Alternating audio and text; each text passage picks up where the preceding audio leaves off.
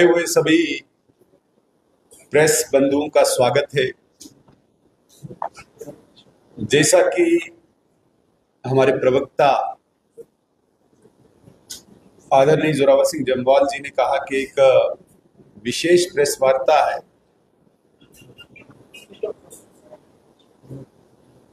मैं सबसे पहले इस प्रेस वार्ता का परिचय और मुख्य उद्देश्य आपके समक्ष रखना चाहूंगा। चूंकि एक शिष्टमंडल भारतीय जनता पार्टी के नेतृत्व ने कॉन्स्टिट्यूट किया था और बाढ़ और भारी बारिश के कारण प्रभावित क्षेत्रों का दौरा करना था, तो इस शिष्टमंडल में प्रमुख तौर पे हम 6 लोग, जिनमें से हमारे बीच में बहुत ही वरिष्ठ नेता और फॉर्मर मिनिस्टर अभी विधायक आदरणीय श्याम शर्मा जी, हमारे अखनूर के विधायक आदरणीय मोहनलाल भगत साहब, पार्टी की उपाध्यक्षा और फॉर्मर एमएलसी बहन शहनाज गनई जी, पार्टी के महामंत्री श्रीमान गोपाल महाजन जी और आप सबके चिर परिचित हमारे प्रवक्ता, हमारे साथी आदरणीय जोरावर सिंह जी थे। भारतीय जनता पार्टी का ये शिष्टमंडल 2 दिन पुंछ और राजौरी के दौरे पे रहा और ये दौरा तब शुरू किया जब भारतीय जनता पार्टी ने आम जनमानस की समस्याओं को लेकर सरकार के विरुद्ध एक प्रदर्शन रखा था, जिसकी तिथि तारीख तय थी 20 जुलाई को कश्मीर श्रीनगर के घंटाघर से हजारों की संख्या में कार्यकर्ता और आम जनता ये आक्रोश प्रदर्शन शुरू करेंगे घंटाघर से और सेक्रेटरीट की तरफ चलेंगे, जिसमें हमारी प्रमुख मांगे थी कि जिस प्रकार से जम्मू कश्मीर में भ्रष्टाचार ऊंचाइयां छू रहा है, एक गरीब, एक आम व्यक्ति भ्रष्टाचार से दबा हुआ है, जिस प्रकार से जम्मू कश्मीर के आम जनमानस, विशेषकर वो लोग जो लोकतंत्र में विश्वास रखते हैं और पिछले 3 साल से इस इंतजार में हैं कि ग्रॉस रूट लेवल की डेमोक्रेसी को एस्टैब्लिश करने के लिए सरकार प्रयास करेगी, पंचायत के चुनाव करेगी तीनों टीयर्स के। लेकिन हमारे मुख्यमंत्री घमंड में चकनाचूर होके इस बात को स्पष्ट करते कि पंचायती चुनाव उनकी मर्जी से होगा, मतलब ये स्पष्ट करते हैं कि चुनाव भी नहीं होगा।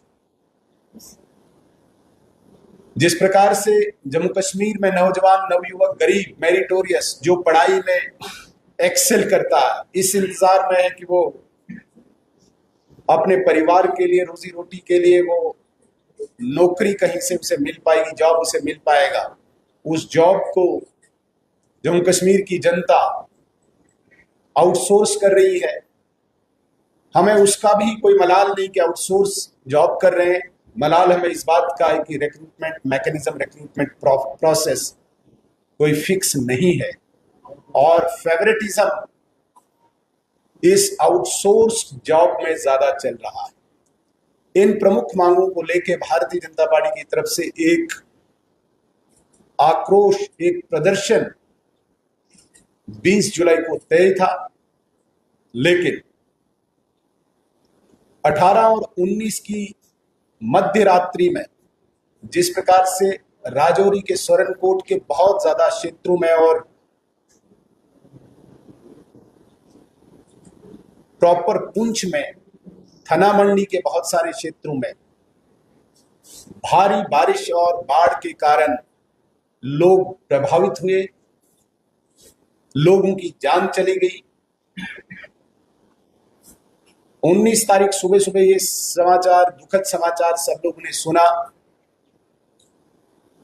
और ऐसा माना गया कि लगभग 2 दर्जन जानें चली गई।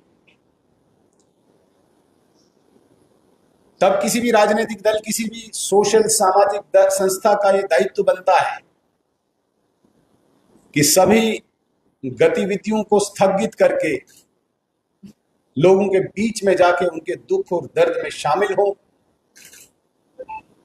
ठीक इसी का अनुसरण करते हुए भारतीय जनता पार्टी ने एक बैठक करके ये तय किया कि ये प्रदर्शन बाद में भी किया जा सकता है। पहले प्राथमिकता इस बात की है कि तुरंत एक शिष्टमंडल इस प्रभावित क्षेत्र का दौरा करे। तो इसी उद्देश्य को लेकर भारतीय जनता पार्टी का ये शिष्टमंडल राजौरी और पुंछ के दौरे पे 2 दिन से था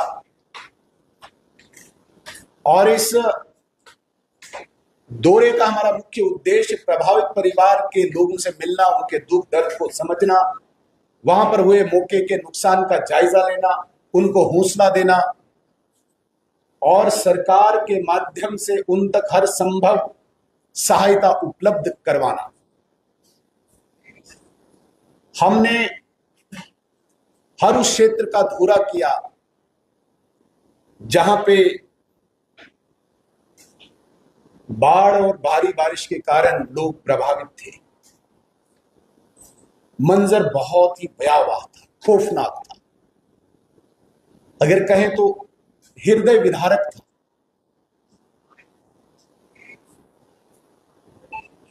लोगों के घर, लोगों की दुकानें, लोगों की संपत्तियां बर्बाद हो गई।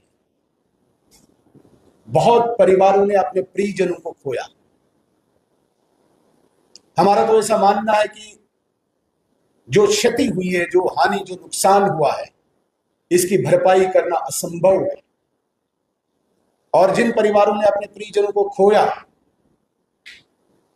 उनके दर्द को व्यक्त करना भी बहुत कठिन है। इस प्राकृतिक आपदा ने पूरे राजौरी पुंछ के क्षेत्र को, इस क्षेत्र के लोगों को चिंता और निराशा के वातावरण में डाल दिया है और ऐसे समय में सबसे ज्यादा इस बात की आवश्यकता है कि हम उनके साथ खड़े हों, हम उनको हौसला दें, उनके दर्द को साझा करें और उनकी जिंदगी को दोबारा से पटरी पर लाने का प्रयास करें। भारतीय जनता पार्टी का स्पष्ट मानना है कि तत्काल रूप से वहां पे आवश्यक सहायता, राहत सामग्री वहां पहुंचे। पार्टी की तरफ से हमने अपनी क्षमता के अनुसार राहत भेजने का प्रयास किया है, लेकिन हम उसे पूरा नहीं मानते हैं कि इससे उनकी जिंदगी पटरी पे आ सकती है। इसलिए हमने प्रशासन के साथ इस प्रभावित क्षेत्र के लोगों की समस्याओं को उठाने का भी एक प्रयास किया है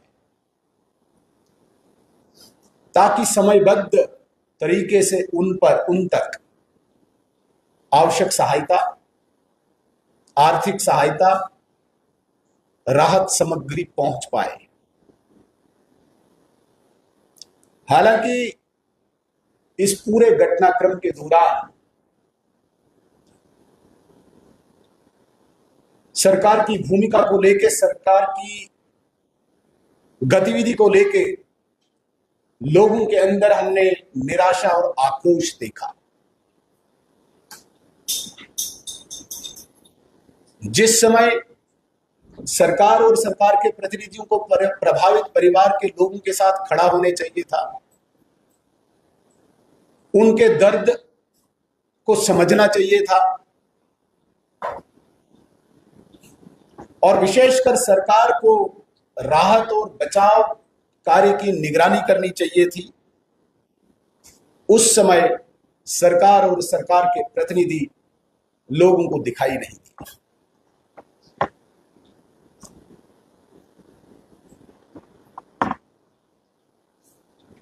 ये बेहद ही दुर्भाग्यपूर्ण है, अफसोसजनक है कि जब लोग प्राकृतिक आपदा से जूझ रहे हैं, लोगों के घर उजड़ रहे हैं, लोग अपने प्रियजनों को खो रहे हैं, तब सरकार नदारद होना, सरकार जनता के बीच में न होना, यह बहुत अफसोसजनक और दुर्भाग्यपूर्ण है। हमने प्रयास किया कि हम हर उस स्थान, हर उस व्यक्ति तक पहुंचे जो इस प्राकृतिक आपदा की जद में आया। राजनीति से ऊपर उठकर हम सरकार से भी आग्रह करते हैं कि सभी राजनीतिक गतिविधियों को स्थगित करके इस वक्त लोगों के साथ खड़े रहें, उनको आर्थिक सहायता, आवश्यक सामग्री प्रदान करें। यह वक्त राजनीति का नहीं है। राजनीति से ऊपर उठकर सभी राजनीतिक दलों को इन प्रभावित क्षेत्र के लोगों को हौसला देना और इनकी जिंदगी को दोबारा संवारने का समय है। और इस समय यदि सरकार ग्राउंड पे विजिबल हो, हम भी एक रिस्पॉन्सिबल पार्टी होने के नाते ये विश्वास दिलाते हैं सरकार और प्रशासन को,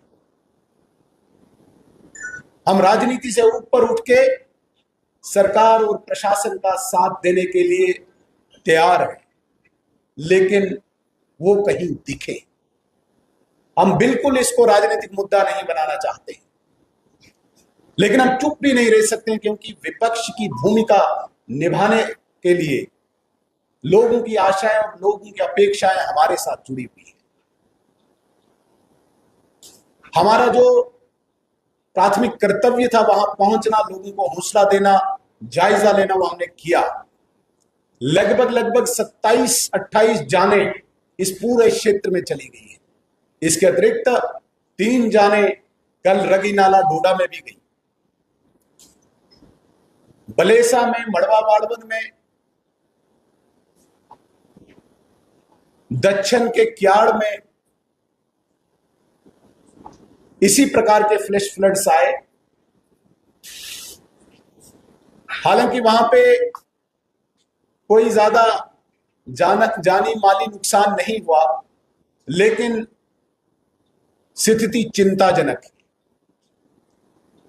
कल जब हमारा शिष्टमंडल वापस आ रहा था राजौरी की तरफ, हमारे साथ इस शिष्टमंडल में हमारे पूर्व